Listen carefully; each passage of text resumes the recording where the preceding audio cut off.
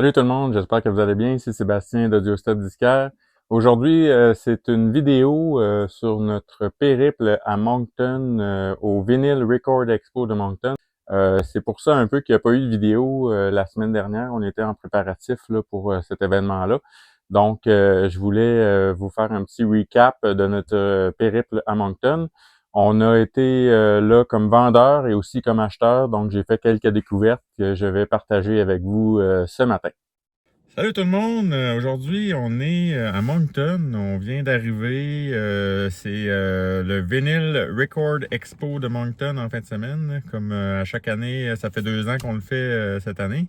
J'étais avec Jean-Marie, mon associé chez Audiostop. Donc, c'est ça, on vient d'arriver, là, on est bien plein de vinyles prêts pour demain. La journée, c'est demain, mais là, on a décidé d'aller faire une petite tournée chez nos disquaires locaux de Moncton. Donc, on va aller voir ça, puis on vous montre tous les détails de notre périple. À bientôt!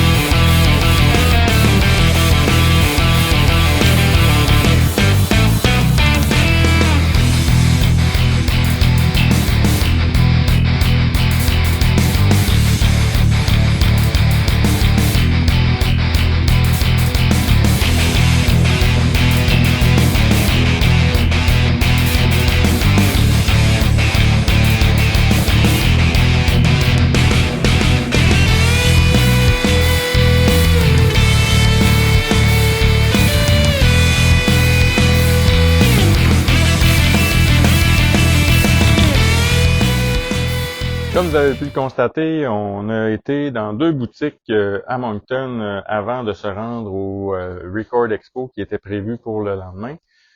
Première boutique, on est arrêté chez Matt Outlet Video.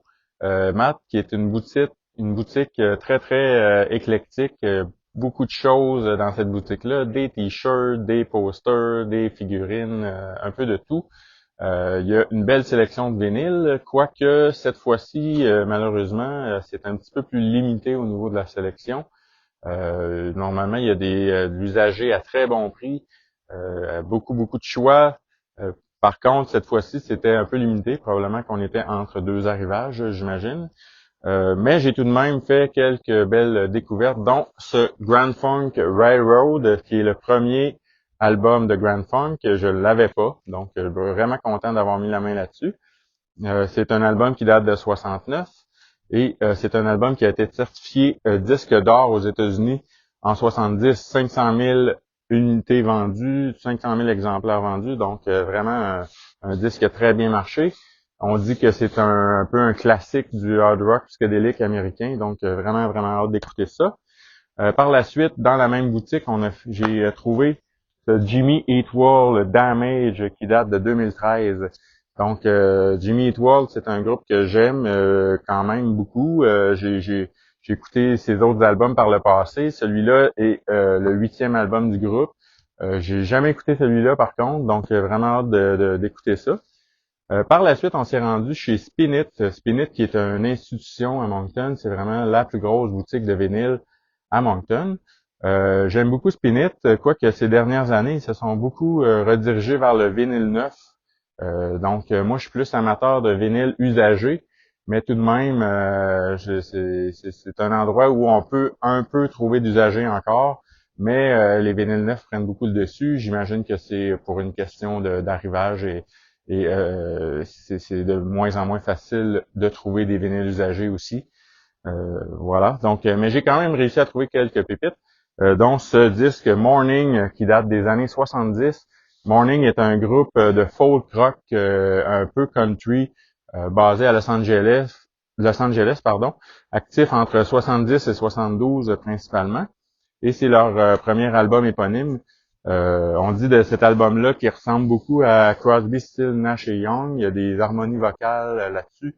Donc, c'est quand même une pièce assez rare à trouver. Je suis bien content d'avoir tombé là-dessus. J'ai hâte d'écouter ça. Par la suite, si je regarde mes notes un petit peu, oui, par la suite, c'est ça, je suis tombé sur une belle réédition des années 80 de ce classique de jazz de Dexter Gordon. Dexter Gordon, qui est un saxophoniste vraiment excellent. Moi, j'adore Dexter. Cet album-là l'original date de 66. Bien sûr, mettre la main sur un original, c'est hors de prix. Donc, j'ai réussi à trouver cette réédition des années 80 Blue Note vraiment en très bel état. Et en plus, il n'a jamais été réédité par la suite, si je me trompe pas. Donc, il y a l'original et cette version-là, donc quand même assez rare. J'adore la photo, vraiment un superbe album. Et puis, c'est le dernier que Dexter a fait sous l'étiquette Blue Note. Donc, voilà pour ces trouvailles-là. Je vous laisse à la suite du vidéo avec le Record Expo et on se reparle tout à l'heure. Salut tout le monde, aujourd'hui on est au Vinyl Record Expo de Moncton, donc on voit Jean-Marie en action.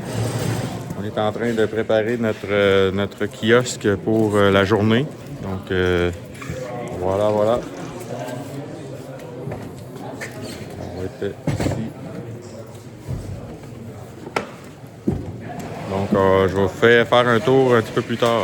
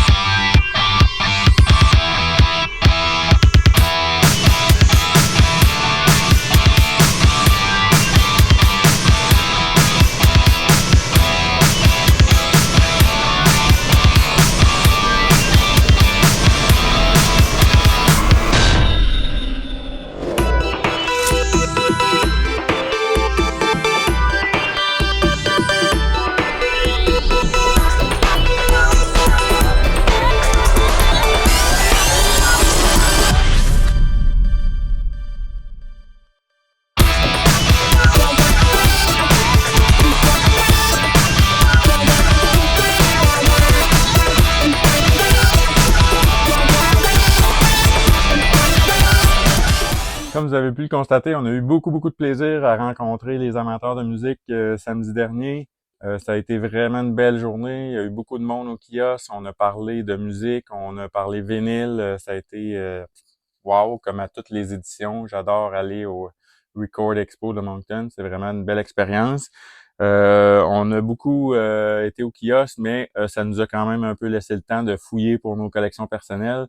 Donc, j'ai ramené beaucoup de disques. Je vais aller assez rondement. Je vais vous parler des disques que j'ai ramenés pour ma collection, des belles trouvailles. Premièrement, un disque de Albert King, Born Under Bad Sign, réédition des années 80 en très bel état, pour environ 15 $. Donc, je pouvais pas laisser passer ça. J'ai déjà une réédition plus récente, mais je voulais écouter celle-là, comment elle sonnait. Et c'est un disque qu'on trouve assez rarement aussi. Par la suite, Curtis Mayfield Superfly, un album que j'ai déjà eu par le passé, que j'ai vendu et j'ai regretté par la suite. J'ai quand même réussi à remettre la main dessus pour pas trop cher, ça valait la peine. Ici, le premier album de James Gang, je l'avais déjà, mais dans une condition un peu détériorée. Donc, j'ai mis la main sur celle-ci qui semblait meilleure. J'ai aussi mis la main sur ce superbe Krabby Appleton en parfait état presque. C'est un bel album des années 70, encore une fois un peu psychédélique. J'ai hâte d'écouter ça. Ici, un bel album hard rock, Houston Fearless, quand même assez rare cet album-là aussi. La pochette est maganée, mais le disque semble très beau. J'ai vraiment hâte d'écouter ça. Ici, un album culte qui s'envole à des prix de fou normalement, mais j'ai réussi à mettre la main sur une copie en très bon état, une belle copie Polydor Buckingham Nicks. C'est avant que Stevie Nicks et Lindsey Buckingham fassent partie de Fleetwood Mac. Donc, c'est un album qu'on voit pas très souvent passer non plus. Ici, c'est probablement mon plus gros achat du week-end. Primeval Smoking Bat at Compton, album des années 70, 1974. Celle-ci est une réédition des années 80. C'est un album très très pesant, hard rock. Très hâte d'écouter ça. Aussi très rare. Ici, un bel album de rock progressif, War Horse, Red Sea. Celle-ci est une copie UK des années 80, un repress. L'album original n'a pas cette couverture-là, mais je l'avais pas. J'avais l'autre album de War Horse, le premier, mais celui-là, je l'avais pas. Donc, j'ai vraiment hâte d'écouter ça aussi. Ici, une belle trouvaille psychédélique, un peu funky, Grutna, 1967, si je me trompe pas. Donc, vraiment hâte d'écouter ça aussi. Ça ici, c'est un bootleg, mais tout de même, un album ultra rare à trouver. Mais le bootleg était pas trop cher. Je me suis laissé tenter. Un album de Ice Cross. Album paru en 73 originalement. Très, très lourd et pesant comme album aussi. Ici, un bel album classic rock, hard rock psychédélique, Head Over Heel. Ici, c'est une réédition. C'est encore une fois un groupe des années 70, mais réédition ici.